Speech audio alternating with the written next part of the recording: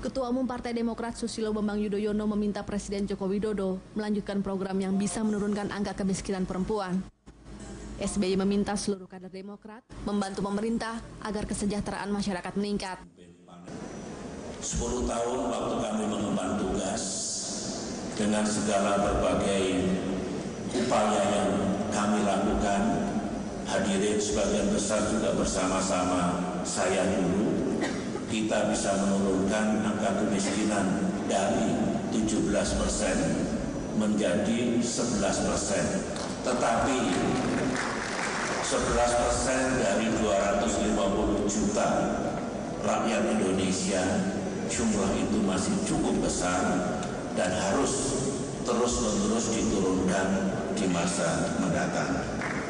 Saya tahu pemerintah Presiden Jokowi juga terus berikhtiar untuk lebih menurunkan lagi angka kemiskinan di negeri tercinta ini. Tim Liputan, JAK TV.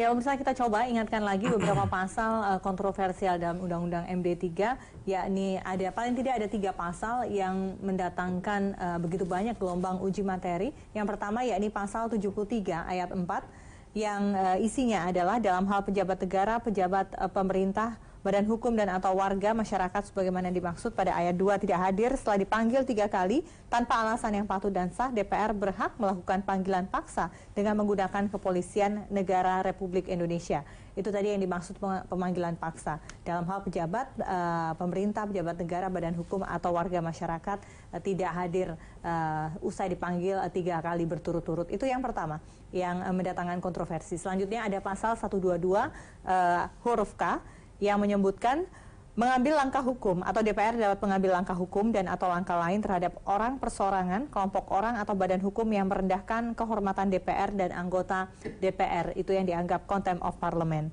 Begitu. Lalu pasal selanjutnya yakni pasal 245, pemanggilan dan permintaan keterangan kepada anggota DPR sehubungan dengan terjadinya tindak pidana yang tidak berhubungan dengan pelaksanaan tugas sebagaimana dimaksud dalam pasal 224. Ada beberapa tindak pidana yang berhubungan dengan pelaksanaan tugas, tapi yang di sini diatur yang sehubungan yang tidak dalam pelaksanaan tugas DPR, maka harus mendapatkan persetujuan tertulis dari Presiden setelah mendapat pertimbangan dari Mahkamah Kehormatan Dewan atau MKD. Kita bahas yang kedua dulu. Yang pertama tadi kita sudah tuntaskan, yang kedua ini masalah contempt of parliament. Pak Cucun, yang dikhawatirkan mahasiswa berdemo, lalu kemudian orang tenaga kerja berdemo, begitu ya, buruh dan lain sebagainya berdemo, tiba-tiba bisa dianggap contempt of parliament, seperti itu.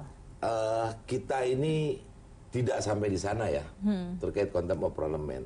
Apalagi negara tidak demokrasi. Sampai di sana maksudnya bagaimana? Ya, karena rakyat ini agak tidak percaya dengan begini, kata-kata DPR. Ini kan pemikirannya sekarang sudah karena sudah ekstrim banget ya, udah begitu sensi banget bahwa DPR akan mempidanakan rakyat kalau bunyi pasal yang tadi. Kita ini kan lembaga demokrasi, kemudian rakyat juga pasca reformasi ini paham seperti apa. Kalau terjadi semacam itu, tadi kata Bang Alisius ini kan malah DPR yang akan lebih rusak kalau mempidanakan rakyat. Tidak sampai di sana. Tidak sampai di sana. Lihat aja, tidak mungkin Anda tidak sampai di sana, tapi kawan-kawan Anda sampai di sana. Kalau parlemen kan sudah dari dulu juga sudah satu istilah yang paham bagaimana pasal penghinaan terhadap parlemen itu ada batasan-batasannya. Ya, akan seperti apa kalau bahkan seseorang gini ya, kami ini sekarang ya dengan format parlemen modern, kita akan wadahi bagaimana orang menyampaikan aspirasi. Kita nanti akan punya alun-alun demokrasi yang justru ketika mereka menyampaikan pendapat ini kan tidak anarkis, tidak merusak, tidak mengganggu orang segala macam. Nah ini kan dalam tahapan-tahapan kita perbaikan Jadi tidak akan mungkin begitu ya, mahasiswa atau buruh yang berdemo nanti dianggap contempt of parliament dan terus kemudian tidak mau dikritik, tidak mungkin. Kalau pasal contempt of parliament ini tidak perlu ada yang dicemaskan menurut Anda, Pak Lusius. Tidak perlu ada yang dicemaskan begitu. Ini bukan untuk menghujam kepada rakyat kok pasal ini.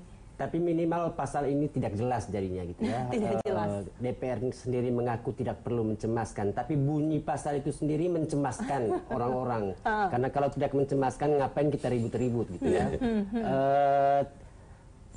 Bagi saya sih refleksi DPR sendiri sebelum melahirkan pasal ini itu yang tidak tuntas gitu. Soal merendahkan martabat mereka itu sesungguhnya siapa sih yang salah selama ini gitu. Itu kemudian tidak direfleksikan, tidak muncul dalam MD3 ini bagaimana DPR sendiri merubah kehormatan DPR itu dari dalam. Oh ada Bang, di pasal-pasal yang lain kita revisi ini ada. Ke dalam juga, bukan hanya anggota DPR. Sistem yang terkait dengan anggota DPR, mau staf ahli, ataupun Betul, di sana kan ada. itu juga sebenarnya bermasalah gitu. Apa yang maksudnya apa? Staf ahli juga. Jadi bukan kan? hanya tadi kan bagaimana memperbaiki citra dan sebagainya. Kita itu bukan hanya keluar di dalamnya sendiri. Ini ada pasal-pasal yang untuk memperbaiki anggota DPR. Enggak, maksudnya refleksi dengan yang menambah staf ahli, Bukan. menambah Yang tersangkut fasilitas ini itu yang berubah. tersangkut misalkan case ya. Iya. Ini dulu kan misalkan kalau yang terkait anggota DPR diperkarakan atau disidangkan di MKD. Sekarang di hasil revisi ini bukan hanya anggota DPR-nya saja. Sistem yang tersangkut di sana, mau Tapi justru itu asistennya, bermasalah mau gitu. staf ahlinya. MD3 Juga mulai seperti mengatur misalnya PNS yang bekerja di DPR, Ya. itu kemudian bisa dikenalkan pasal soal ini gitu ya, merendahkan martabat DPR lah gitu ya. Jadi justru mengarahkan kehormatan DPR ini pada orang-orang lain yang melakukannya gitu. Enggak, ini kalau saya lihat ya apa yang disampaikan Mas Lusius dengan Pak Cuncun ini sebenarnya nggak nyambung nih. Dua hal yang berbeda nih. Ya kalau saya tangkap sebetulnya Mas Lusius ini kan sebenarnya ingin menjelaskan saja ini pasal mengancam karena kalau orang kritik dan sebagainya kira-kira begitu. Nah Pak Cuncun ingin menjelaskan sebetulnya Tidak ini seperti di itu. internal DPR gitu kan, di internal DPR itu juga mereka juga terancam kalau mereka merusak kan gitu kira-kira. Nama di revisi ini ya, tadi kan ditanyakan, justru harus berbicara bukan ke eksternal, internalnya diperbaiki citranya. Saya sampaikan bahwa di revisi ini internal juga sama begini, kalau yang diatur itu menyangkut staf, apa namanya? Itu pokoknya ada sistem yang terkait Ya, dengan internal itu. DPR diatur dalam undang-undangnya sebetulnya nggak ada masalah. Undang-undang penyelenggara pemilu itu juga mengatur sampai dengan tingkat KPPS yang cuman kerjanya berapa jam gitu loh, ya mengatur juga staf-staf, kode etik Dewan Penyelenggara Dewan Kehormatan Penyelenggara Pemilu juga mengatur semua petugas-petugas termasuk staf administrasi. That's fine gitu, nggak ada masalah sampai di situ.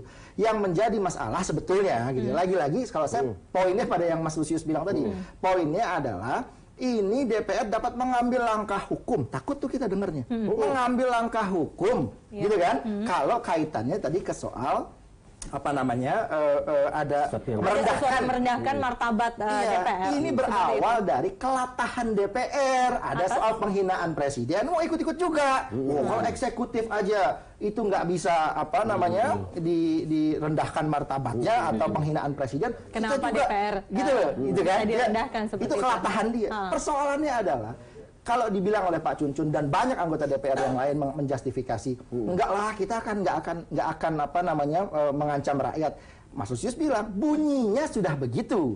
Kalau bunyinya sudah begitu, gitu kan, maka ukuran merendahkan itu ada pada siapa?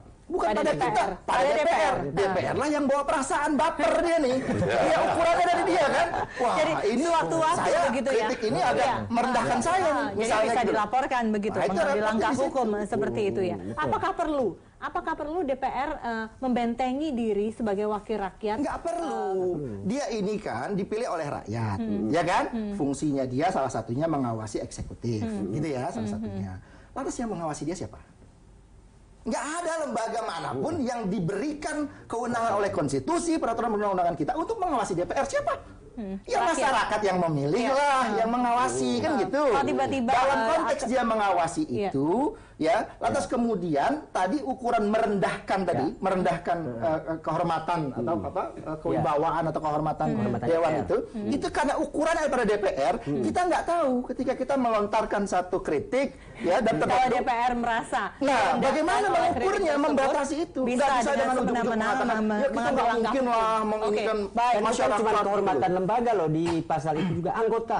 dan anggota DPR. Apalagi lebih repot lagi adalah menyasar ke anggota. Iya. Jadi Jadi anggota orang DPR perseorangan. itu, ya kan? Iya. Ini sebetulnya dia punya latar belakang. Saya paham latar belakang. DPR mengatakan begini, kami ini kan di konstitusi diberikan ya hak interpelasi, ya hak angket, hak menyatakan pendapat. Dalam rangka melaksanakan hak-hak ini gitu kan, maka kami tidak boleh dengan gampang, gitu ya, dengan gampang oleh institusi lain yang kami awasi, termasuk apakah kekuasaan eksekutif dan yang lain, nggak boleh gampang itu merendahkan martabat dia, kira-kira gitu. Sebetulnya itu maksudnya. Jangan gampang gitu, karena saya punya kekuasaan ini. Karena kalau mudah begitu, apalagi kalau dikaitkan dengan 245, dia bisa gampang dicomot, dipidanakan dan sebagainya, dikriminalisasi. Dia khawatir. Saya boleh di forum DPR itu kan boleh bebas ngomong apa, orang anggota DPR nggak bisa dituntut. Dia punya hak imunitas. Ketika bicara di dalam forum DPR, ya dia melontarkan kritik. Apalagi kita tahu kemarin anggota DPR kan marahin menteri kayak apa, ini kayak apa. Dia nggak bisa dituntut karena itu. Dia dilindungi oleh undang-undang.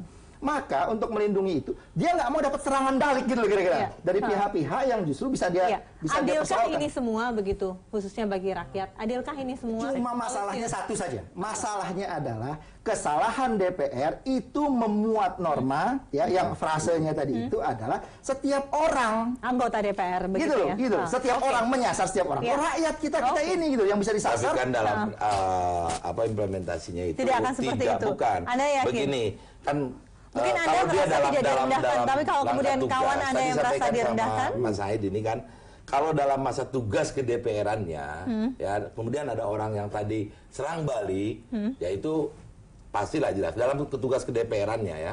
Kalau misalkan dalam kesehariannya orang tiba-tiba ya dia dihina ya karena tadi mungkin citranya personnya anggota DPR itu. Ya MKD juga nggak mungkin kan memproses hal-hal di politik ada yang nggak mungkin. Itu masalahnya. Di politik nih ada yang nggak mungkin. Yang sepakat aja bisa nggak disepakati gitu loh. Baiklah, nanti kita bahas lagi. Kita akan kasih kesempatan juga Mas Doli juga untuk berbicara. Tetaplah bersama kami. Kami akan segera kembali.